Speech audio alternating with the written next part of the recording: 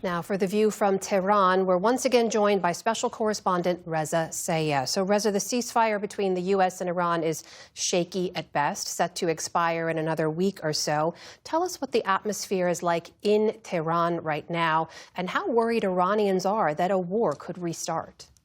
Yeah, this is a country of 92 million people. They don't have one voice. They don't have one emotion. But I think if there was one overarching emotion, it would be one of suspense. Why? Because no one here knows what's going to happen in the coming days. They don't know what's going to happen when the ceasefire is over. Is there going to be a war again? Is there going to be an agreement? People simply just don't know. What I can tell you is no matter where you go in Tehran, people are talking about this war, this conflict, these negotiations. Everyone has a view, an opinion, a thought about the war, where things stand and what should happen. So everyone's being a political analyst and a war strategist. I would say many Iranians are naturally worried. They just went through 6 weeks of bombings and airstrikes. They're worried that that's going to start again. And I think increasingly you're hearing many ask the question about Mr. Trump, whether he is in a state of mind that he would actually use a nuclear bomb.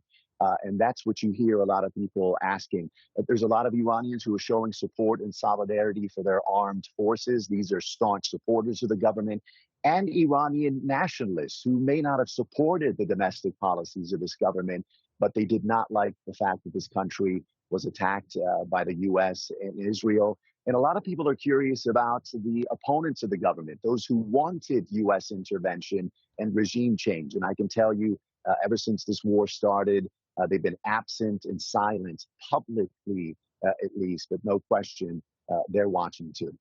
Reza, as we've been reporting, this peace talks in Pakistan on Saturday between Iranian and U.S. officials went over 20 or more hours, but they ended with no deal. And we just saw today President Trump hint that talks could resume within a matter of days. We saw the UN Secretary General Antonio Guterres also say after meeting with Pakistani officials it was highly probable those talks would resume.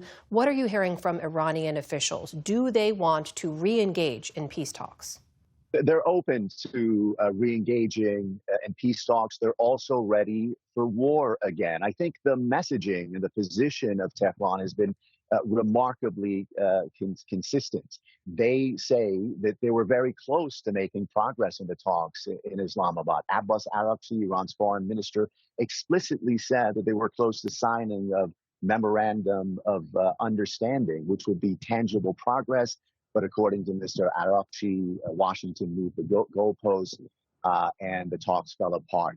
But you get the sense that this negotiating team, this Iranian negotiating team, did not come back to Tehran disappointed, frustrated, and desperate for a deal. And that speaks to the mistrust Tehran has of Washington. Iran's position is they're willing to discuss and negotiate for a fair agreement, one that recognizes Iran's sovereignty and international rights. But Iran's view is that the U.S. doesn't want this type of negotiations. Tehran has repeatedly suggested the U.S. is being influenced by Israel, and that the U.S. wants to demilitarize Iran. They want a servile Iran to a region that's dominated by the U.S. order, and they simply won't give in to those conditions. Tehran says if Washington's approach changes, they're willing to negotiate, and we know Tehran says there's been messages exchanged with Washington for the possibility of another round. And a special correspondent, Reza Sayah, reporting for us from Tehran tonight. Reza, thank you. Good to speak with you. Support journalism you trust. Support PBS News. Donate now, or even better, start a monthly contribution today.